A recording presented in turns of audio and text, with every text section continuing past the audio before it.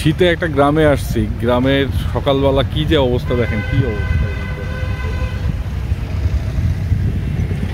যাই হোক, যেই জন্য ভিডিওটা করা সেটা হচ্ছে যে থাইল্যান্ডের ই ভিসা নিয়ে আমরা খুবই এক্সাইটেড বাংলাদেশিরা। ই ভিসা অ্যাপ্লাই করলেই সঙ্গে সঙ্গে থাইল্যান্ড ভিসা দিয়ে দিচ্ছে, এরকম একটা ব্যাপার যেটা প্রচার হচ্ছে। তো সেটা ঠিক আছে, কিন্তু একটা সমস্যা হইতেছে কি, যে প্রথমেই আমার এটা মনে হচ্ছিল, কিন্তু আমি একটু ওয়েট করতেছিলাম এটা জানার জন্য যে অ্যাকচুয়ালি প্র্যাকটিক্যালি জিনিসটা এরকমই হয় কি না। এবং প্র্যাকটিক্যালি তাই দেখা গেছে। সেটা হচ্ছে যে থাইল্যান্ডের ই ভিসা অ্যাপ্লিকেশন করার পরে অন্যান্য ই ভিসার ক্ষেত্রে যেটা হয়, ওখানে একটা লিঙ্ক থাকে পেমেন্ট করার জন্য, কিন্তু থাইল্যান্ডের ক্ষেত্রে যেটা হয়েছে যে থাইল্যান্ডে তারা কমার্শিয়াল ব্যাংক অফ সিলনের ওয়েবসাইটে গিয়ে ওইখানে গিয়ে পেমেন্টটা করতে হবে। ৩,৫০০ টাকার মতো পেমেন্ট করতে হবে ভিসার জন্য। এখন ই ভিসা অ্যাপ্লিকেশন তো খুব সহজেই করে ফেলা যাচ্ছে, সেটার প্রসেস আমি একদিন পরে দেখাই দিব। প্রবলেম হয়ে গেছে পেমেন্ট করতে গেলে যেটা হচ্ছে যে এক তো হচ্ছে ওদের ওয়েবসাইটে মাঝে মাঝেই ঝামেলা করতেছে এই কমার্শিয়াল ব্যাংক অফ সিলনের।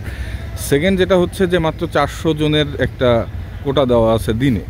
এখন এই 400 জনের কোটা দেওয়াতে যেটা হয়েছে যে হয়তো অনেকেই অ্যাপ্লাই করতেছে, 400 জন পার হয়ে যাচ্ছে, যার জন্য আর নতুন করে তারা পেমেন্টটা নিচ্ছে না, তখন আবার ওয়েট করতে হচ্ছে, পরের দিন আবার ট্রাই করতে হচ্ছে, এরকম।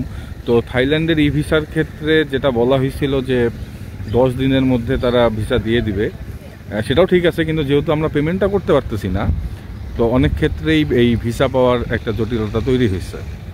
এখন এটা কত তাড়াতাড়ি তারা সলভ করবে আমি সেটা বলতে পারবো না। এটা যতক্ষণ সলভ না করতেছে, যে আপনারা যারা অনেক এক্সাইটেড যে থাইল্যান্ডের ই ভিসা অ্যাপ্লিকেশন করলে সঙ্গে সঙ্গে আমরা 10 দিনের মধ্যে ভিসা পেয়ে যাচ্ছি, তারপর চলে যাচ্ছি, ব্যাপারটা এতটা সহজ এই মুহূর্তে না। এখন পরবর্তীতে কি করবে সেটা বলতে পারতেছি না। এখন আপনার যদি কপাল ভালো হয়, প্রথম 400 জনের মধ্যে পড়েন, তাহলে ধামাধাম আপনারা পেয়ে যাবেন।